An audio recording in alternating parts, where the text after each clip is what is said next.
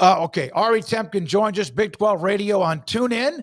Of course, you can listen to them, and he's on with us quite a bit, and a lot of us are on with him too, and the show that he does. Ari, thank you very much.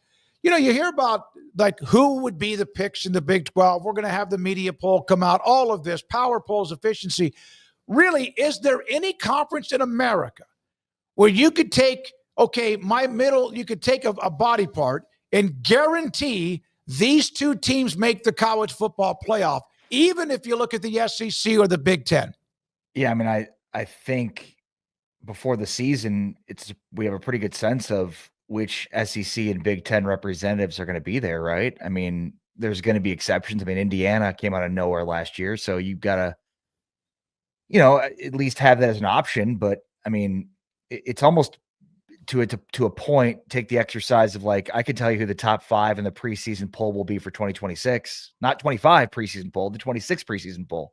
Probably some semblance of Ohio State, Texas, Georgia, Alabama, Oregon, Michigan, right? I mean, that's basically, we can name the top 10 seemingly in the AP preseason poll for 2026, 2027 until further notice. So I think that's what makes the Big 12 unique. I think one of the things that for the growth of this conference and for a perception, that we need to see some sort of stability and sustainability at the top of the conference.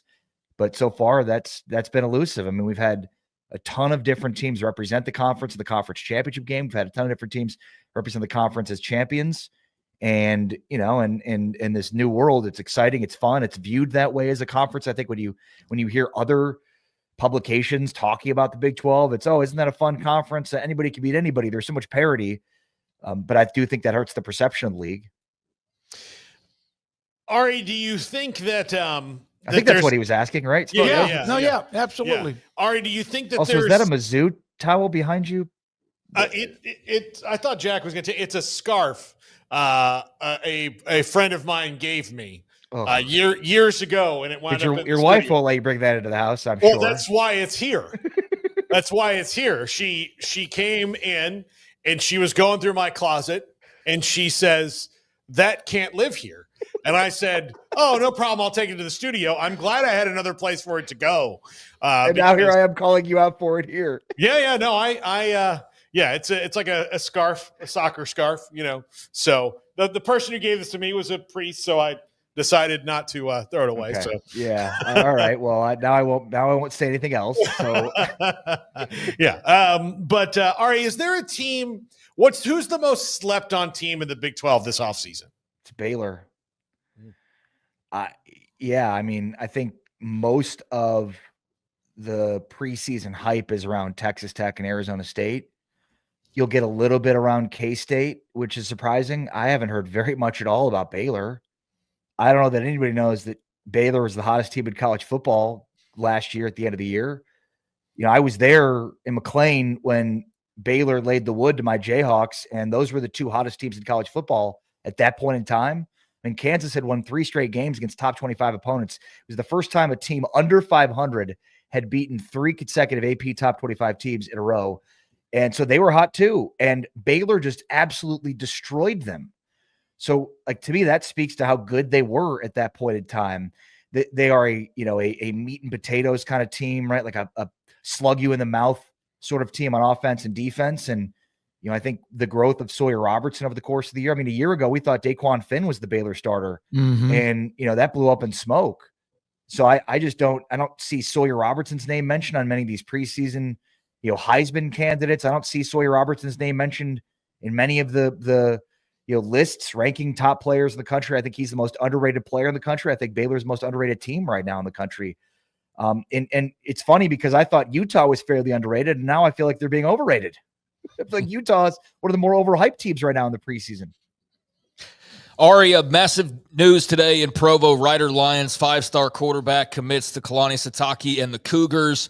He won't see the field for a couple years because of his mission, but from announcing on the Pat McAfee show to people who cover college football who I don't think they even know how to spell Big 12 unless there's something huge happening. They're all over this story and all over BYU and this big quarterback and the big spending and all of that. Huge day for the Cougars, obviously, but can you break down in your own way how huge you think this commitment of Rider Lions?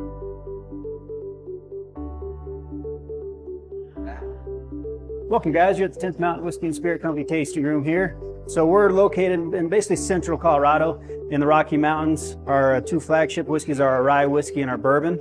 Our rye whiskey is our most awarded spirit. Our bourbon's our best seller. We're very proud of it. We think you're going to love it too. If you don't like it, send it back to us. We'll drink it for you. 10th Mountain Whiskey and Spirit Company, Colorado. Yeah, you cannot underplay how big and impactful it was. I mean, we tried to look through, and I don't know if you guys can off the top of your head too. Like, can we think of any 5-star quarterbacks that signed with Big 12 schools that were not Texas and Oklahoma? No, I mean, there's Keshawn Henderson who's committed to Houston right now, but I mean, whether he signs or not, I don't know. Right. No, so I mean, just going back historically, and for the Big 12 to have two guys, I mean, they have two of the top 5, quarterbacks right now. I mean, that's incredible when you consider the history of this conference in terms of recruiting.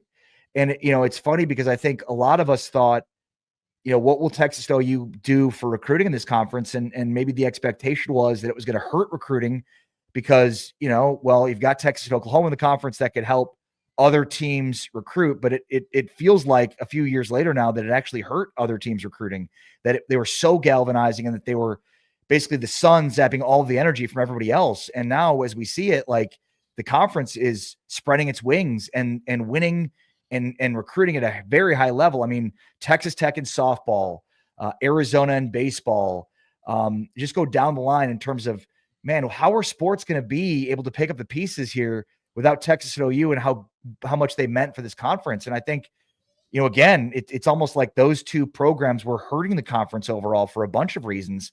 And maybe the competition standpoint, we didn't even realize how much they hurt the conference. But yeah, I mean, to have two of the top 5 quarterbacks and one of them going to Houston. And by the way, I mean, I think he's going to sign there, even though, we'll see what happens up until signing day. But this is a guy that is currently playing for Michael Bishop, amazingly, who played at Blinn College for Willie Fritz. I mean, it's just incredible how, things come around like that. But Henderson, playing for the legendary Big 12 quarterback Michael Bishop right now in Houston, and then having Willie Fritz recruit him. And by the way, Willie Fritz recruited him for a long time and never told him that he coached Michael Bishop at Blinn Junior College. It only said it after, and it was Bishop that said it after he'd committed to Houston already. So he sort of held that as a trump card throughout this process. So yeah, I mean, again, I don't think you can underplay how big of a deal it was. We've seen 4-star quarterbacks sign all over this conference, but to have two of these guys, including Ryder Lyons, these guys have been sought after by every school in the country. So adding big time talent, I mean, Keyshawn Henderson could be a huge trend setter for Willie Fritz in Houston moving forward. If he has success year one, I'm assuming he'll start from day one. And if he does, the amount that could help in recruiting, and same with Lyons. I think I've said this for the last year and a half, the Big 12 is so lucky that BYU was still available to add to the conference. They were a sleeping giant. We're starting to see it. I mean, when BYU and Baylor played in basketball this year, and it was Yegor Demon and VJ Edgecombe, and it was all these NBA scouts were in attendance, and it was such an incredible building. I mean, I think that shows at its best what BYU can be for this conference. Huge ticket every night in basketball. Obviously from a football perspective, they've had, extremely successful program. You could argue that they have, like, historically the greatest coach in terms of influence the sport has ever seen, as his influence is still being felt through Andy Reid and many other coaches that are so influential across the sport. Mike Leach, Andy Reid, to name a few. Obviously, Leach's influence is still widespread. So, I mean, you think about just the history of BYU and the fact that they've got such incredible, fandom across the country, huge following, a sleeping giant that the Big 12 was very, very lucky to be able to add. Who or what is more important to take a program to another level? A 5-star quarterback who lives up to those expectations, or the head coach who you hire? It's a great question. I think the coach, but I don't want to downplay what a 5-star can do, especially, again, if they live up to it, because we've seen the effect that has on recruiting. But to me, the coach has a longer shelf life. When you said that, Smokey, I was thinking, like, the first picture I had was Kenny Dillingham, right? So, like, what he's done in a short period of time. Now let's see it be consistent before we crown him this, the next Mike Gundy or or Kyle Whittingham, but I mean, I think you've already seen the success that they can have. Now, Sam Levitt and Jordan Tyson are getting a ton of hype in terms of if they live up to what they did last year, looking at 2 first-round picks and maybe even a top 10 pick. So then how does Dillingham leverage that into future recruiting? I don't want to downplay what a 5-star who lives up to the hype can do, especially at the quarterback position. But I mean, let's just say Keyshawn Henderson comes in, he starts year 1. So that would be next season. Then that helps to bring in more recruiting. Is he then gone the following year? And then what does that mean? Maybe that starts to a cycle and it helps Willie Fritz. I'm trying to talk my way through both of these. I mean, I feel like coaching just because there seems to be more longevity there, but we've seen that like Willie Fritz, one stroke of genius with the Keyshawn Henderson piece, and suddenly his recruiting takes off and it goes because there's a proof there that, he can recruit and develop. So I guess my final answer is coaching, but I'm open-minded to it. Yeah, I just one of those that I started thinking about it when you were talking about all the 2 5-stars that, and some of the other ones that people think were 5-stars, they weren't. Doesn't matter. They still ended up being great quarterbacks. Jared Stidham was the one I looked up, but his highest ranking was 33 overall. So he was just a very high 4-star in that. But yeah, outside of that, this has kind of been everybody else has the little engine that could when it comes to quarterbacks and quarterback development. And I say that just because, I mean, the 4-star is nothing to sneeze at, but yeah, this is something else. And with Keyshawn Henderson, it's wild because he's canceled several visits the week of and said, I'm going back to Houston. My recruitment's essentially shut down. And Houston, hasn't really had this since Ed Oliver. Right. Well, and to have it at the quarterback position. And for a guy, I mean, the parallels with Michael Bishop are stunning. I mean, this was a guy that was sort of off the radar a year ago. He was being recruited, but not at quarterback. And now many of those programs that offered him, Texas being one of them, are coming around to the idea of him at quarterback. But even when he started to shoot up the rankings, there were still a lot of coaches that were projecting him at wide receiver at other positions. And, and he's maintained throughout that he thinks he's a quarterback. Willie Fritz has maintained throughout that he's a quarterback and will be a quarterback for them. And I mean, he's the number 1 ranked quarterback in the class, right? The number 3 overall recruit. So it's wild to think that a guy that was recruited as a wide receiver would be the number 1 quarterback in the class, but here we are. And yeah, I mean, look, as we know, you can get bogged down in recruiting rankings. There are plenty of guys that far exceed their recruiting ranking potential, like 3-stars that turn into first-round picks. I'm just off the top of my head, I don't remember what Jalen Petrie was, but I don't think he was much higher than a 3-star recruit. And look what he's become. But I think in the aggregate, the majority of the guys that are 4 or 5-stars are going to become NFL players. And that's been a struggle for the Big 12 overall. I mean, the blue chip ratio, which, Bud Elliott, the basically over a 4-year recruiting cycle, you have to have 50% of your players be 4 or 5-star recruits. Every team in the modern era that's won a national championship has been over that threshold. And only 3 programs have even played for the title in that stretch without being at 50%. The most recent was TCU. Colorado had been in the first 2 years close to that threshold, but needed 2 more years in order to get there. So Big 12 programs aren't even really close to that threshold. So I think like this year is huge in terms of like, what if Texas Tech were to win? Let's just say something crazy. Like Texas Tech goes to win as a national championship this year. It would be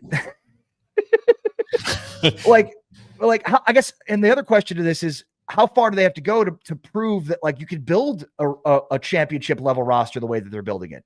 Because every other champion in modern college football history is built through high school recruiting and developing. And obviously, and I don't know that you can win a title with the way that Texas Tech built, but they probably have the most talented roster in the Big 12, and it may not even be close because of the players they've added to the portal and the amount of money that they've spent. So good. Yeah, go ahead. No, so it's just I do, and I know we've talked a ton about this, but I do reserve the right to like understand that the future of this could change in terms of what roster building looks like in order to build championship contenders. But like, it's still really impactful to build through high school recruiting, and until further notice, like it's the way to build a national championship contender. And again, I mean, Arizona State wasn't there, and they were overtime away from beating Texas, and we're right there in every part of it. So is it like the 4 or 5 stars that put Texas over the edge? No, but to win continually, that's what the secret sauce apparently is. Ari, great stuff, Betty. We'll see you in a couple of weeks in Frisco. We'll see you there. One day I'll be on time, gents. Sorry about that. There we go. Take care. No, See you guys soon. That's okay. We had an NBA champion on